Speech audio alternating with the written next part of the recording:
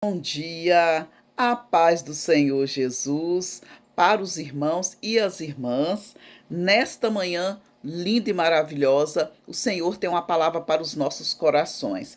E aqui a palavra do Senhor em Lucas 14, no versículo 25. Lucas, capítulo 14, versículo 25, fala assim: Jesus falando para nós. Ora, ia com ele uma grande multidão e voltando-se disse: Se alguém vier a mim e não aborrecer a seu pai e mãe e mulher e filhos e irmãos e irmãs e ainda também a sua própria vida, não pode ser meu discípulo. E qualquer que não levar a sua cruz e não vier após mim, não pode ser meu discípulo. Glória a Deus, aleluias. Aqui o Senhor ele nos ensina como devemos ser, como devemos fazer para ser seus discípulos.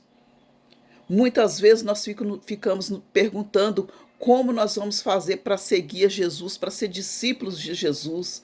E aqui Jesus dá as coordenadas para nós. Nós vimos aqui que sempre Jesus está acompanhado de uma grande multidão, né?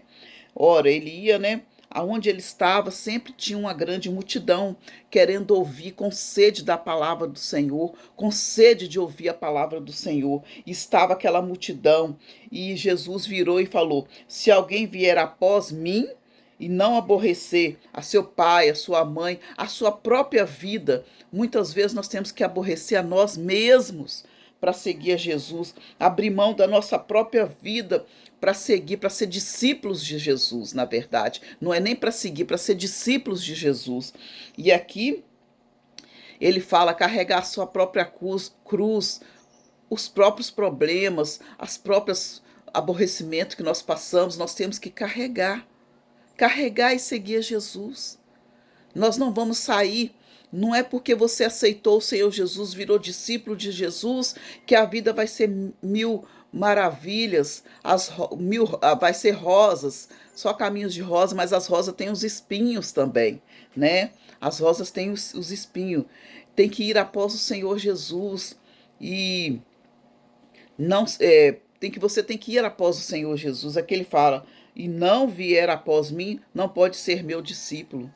Nós queremos ser discípulos de Jesus, nós queremos seguir o Jesus. Então nós temos que negar muitas vezes muitas coisas que nos impede de chegar até Jesus, nos impede de ser discípulos de Jesus. Negue a si mesmo e segue a Jesus. Negue a si mesmo, que nós venhamos a negar nesta manhã, palavra-chave, né? Negarmos a nós mesmos, as vozes que falam que nós não servimos para servir a Jesus, mas nós servimos sim, nós somos discípulos de Jesus.